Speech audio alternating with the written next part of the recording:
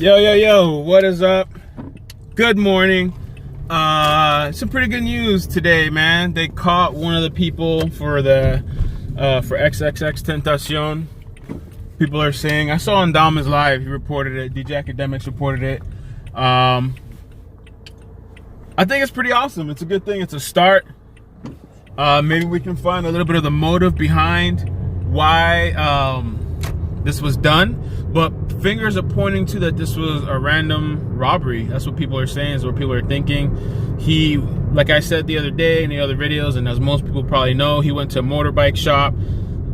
Before that, he went to a bank. He took a large amount of money out and put it in his bag, his Louis Vuitton bag. I guess that's why the bag was stolen. People are saying that he was probably followed to the motorcycle shop, that maybe he was even being watched from inside the motorcycle shop. He left, they got in the car, they followed him, and you know, they got him. He got shot. And he got shot in the neck is what reports are saying. TMZ and other sites are saying that. So they caught this one guy. I'm not sure how they caught him, how they found out, but it wasn't the guy everybody thought it was, the soldier kid guy that everybody was on the internet saying it was him. So, you know, you gotta be careful with those kind of things, man, because that guy could have been killed in the process. You know, ex-fans, they're diehard, hardcore fans. Supposedly that guy was getting death threats. You know, so it's really dangerous when somebody can and is falsely accused. Salute to Broward Sheriff. Salute to the family. Condolences to the family. I saw like the mom was cheering. She was telling people that like one of the people were caught. I think Dom was live saying it was the guy that was driving the car, the getaway car. So we need to find these other people. And there was some recent kind of beef too, because Joe Budden spoke about on his podcast about DJ Akademiks and saying that like he perpetuates this kind of stuff because DJ Akademiks does social media. He's a media news outlet. So he was saying like he's partly responsible and that maybe he was being kind of fake because then the other day when he went on Everyday Struggle, he felt bad about, he felt remorseful. My thought about this is that I don't know that you can really blame it on the news media, and especially if this was a random crime. But still, he's not the only one that does this kind of news. Can you really blame the news for reporting the news? If it's not him, it's somebody else that's going to do it.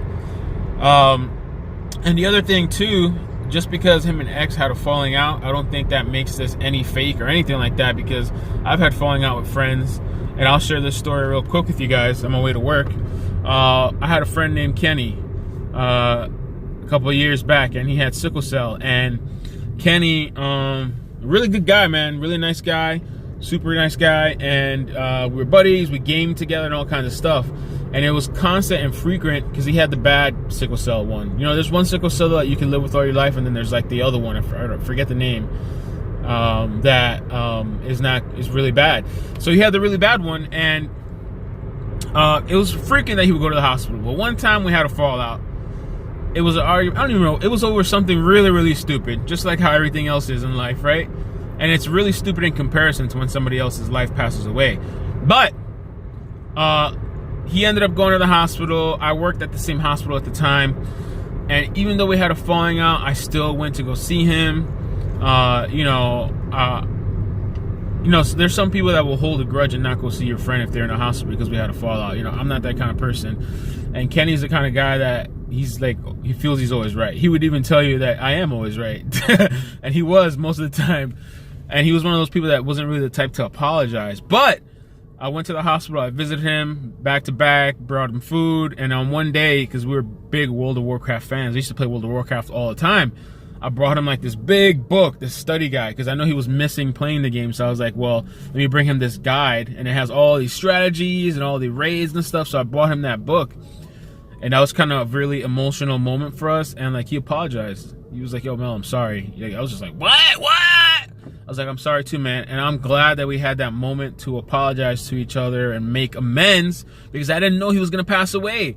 And then he passed away. I don't remember when, a couple days later or whatever it was, he passed away, and I saw him pass away. Like, I saw him in person, and it was really deep. It was hard.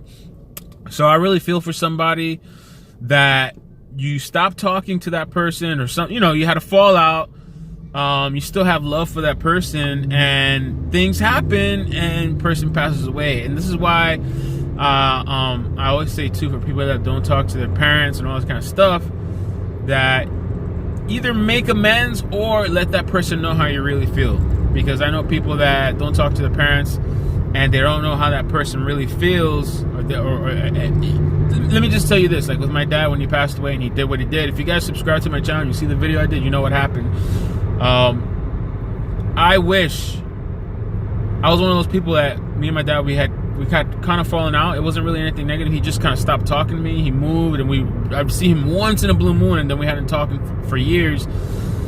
And I wish I would have had the balls, but I was young, to be like, yo, why did you do this? Why did you do that? Why weren't you in my life more? Why didn't you call me for my birthdays? I wish I wasn't scared or like afraid to confront, or just not really like be brave enough to be like, yo, why didn't you do this shit? Or why are you not in my freaking life?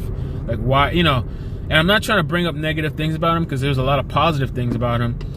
But a lot of times we don't confront those people, or we don't have those conversations. And I feel like I would have had a little bit more peace with myself if I was to ask him those questions, to see what the answer would be. Because maybe there's stuff I didn't know. There's probably a lot that I didn't know. So this is what I always talk about. And I even on one of Dama's Live's video, I posted this post. I got a 1.2 thousand likes. And I was talking about my dad, and it was the video about XXXTentacion, when his dad heard his son's music back here in the States. His dad's in Jamaica. And for me, that was very touching. It was very relatable, and I wish I would have had my dad to see some of the stuff that I've done, or where I'm going, or to see my daughter. So it was a really touching moment for me, and I made this long post with 1.2k views. I mean, not views, likes, and a bunch of comments, and it seemed like a lot of people related. A lot of people was going through that, or had some sort of format, or people that had fallouts with their family members that stopped speaking or whatever. So I say all that just to say that I'm glad that they found this person, regardless of how you feel about the situation. And like I said in the live streams that I've done before too, like if you're a person that you disagree and you have a different feeling about XXX, I understand that too, because if you're a person of sexual abuse or whatever, I can understand that. And his case was, who knows what his case was, because nobody was there for it, you know. And they were saying the girl lied, she didn't lie, she did lie. Then they said he was tampering with the case, because they still had an ongoing relationship. So everybody like hates this chick, or feels for. It's just hard to take a side, because who knows what really was going on, and they were still seeing each other. You know, I heard the girlfriend, I was watching a video from Dom again, that the girlfriend, they had like a memorial thing, and everybody was going out there. And the girlfriend, she got her stuff burned, and they kicked her out. But I heard one of the reasons they kicked her out is because she had XXX, which is XXXTentacion, but then she had 666, which I understand that maybe that's disrespectful. I don't know if it was an inside thing. That is disrespectful in my eyes. You know, so it's just too much that we don't know. All I can say is that it's a 20-year-old who was shot, he killed, he's dead, and that's sad, it's tragic. I'm glad they found the person. It makes you think about your loved ones, people that you have fallouts with, that are worth talking to, because not everybody's worth talking to. Make those amends, or at least state how you feel, and don't hide your feelings, especially with parents, man. That's what I always say, especially with parents. I wish I could confront my dad now and ask him a lot of the questions that I wanted to ask, but I didn't when I was younger, because I was just afraid. I didn't get a chance to talk to him as an adult, really, you know. So food for thought. Have a great day, man. I'm in a great space. God bless, and take care of yourselves. And this whole situation with X too, it can happen to anybody. If this really truly was just like a robbery or whatever, it can happen to anybody, man. Anybody can just run up on you, pop you, and take your stuff, you know.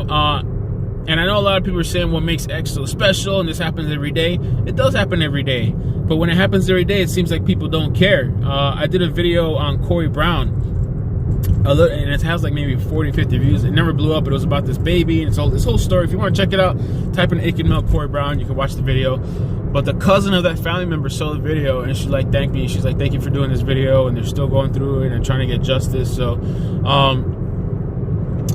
people don't care when it's on a smaller level, because I think we're so desensitized. But when they see it happens to a bigger person, and such person with such influence, it kind of hits everybody.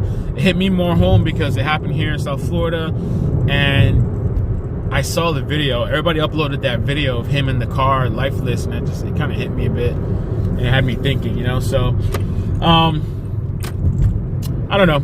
So have a great day, guys. Take care. Peace. Comment down below. yeah.